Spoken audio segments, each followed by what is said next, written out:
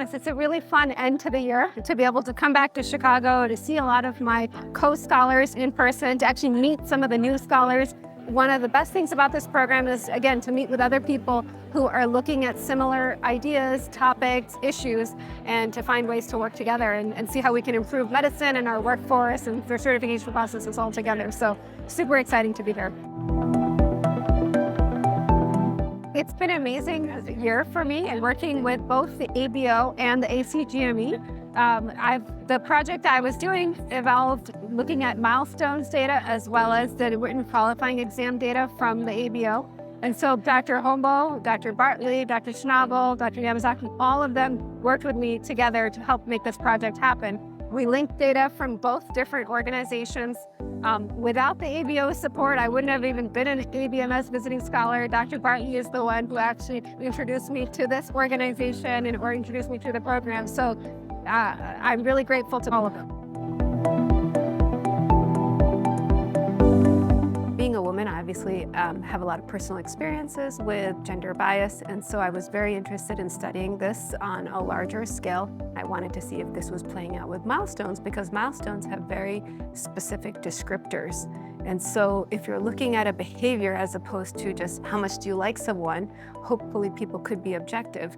And milestones are determined by a committee rather than one single evaluator. So you have a group of people who have to discuss each trainee and their performance and agree on a rating. And so in some ways, hopefully that process would reduce any individual bias. And so our study does corroborate that. So we found that on a large national level, there's no evidence of major gender bias when it comes to two core competencies, both patient care and medical knowledge. Overall, I think that our study was very reassuring, and I think it does, support this concept that group thinking can help us in these situations. So I think honestly my favorite was the visit to Chicago, where we got to meet the other scholars in person and also got to visit all of the other organizations that are in Chicago. I really didn't know that Chicago was such a hub of all of our sort of academic medicine organized societies with respect to ACCME, the ACGME, obviously ABMS is here, the AMA is here.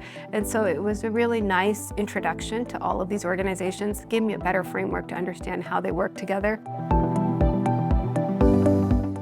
What I would say to anyone who's considering this program is that if you're an educator who is interested in doing research on a national level, exploring how physician certification and our whole process of physician self-regulation in the US works, this is an amazing opportunity, and you should definitely explore it. It'll give you a chance to understand more what all the organizations are in the United States, network with other like-minded individuals from across the country, and you'll get a lot of specific mentorship for your project. So definitely do this if you're an educator.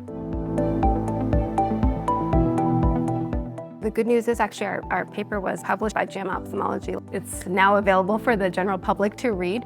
I do have a few projects that I'm working on going forward. One actually is with the American Board of Ophthalmology, and we're looking at specifically our OCAP in training exam and the correlation between that and our written qualifying exam. So that's a project that's in progress, and I think that that's something that being an ABMS visiting scholar allowed me to continue this collaboration, and I'm looking forward to working with the ABO more in different capacities as time goes on. The other aspect that I think is really important is being able to collaborate with the ACGME on further projects. Dr. Gina Badalato, she is interested in looking at gender disparities in urology and perhaps in other specialties, and we wanted to also evaluate whether or not there's differential rates of board certification or diversity of examiners or other areas that we're trying to explore. We haven't finalized a project, but we are definitely in communication and hope to identify a good project that we could work on together.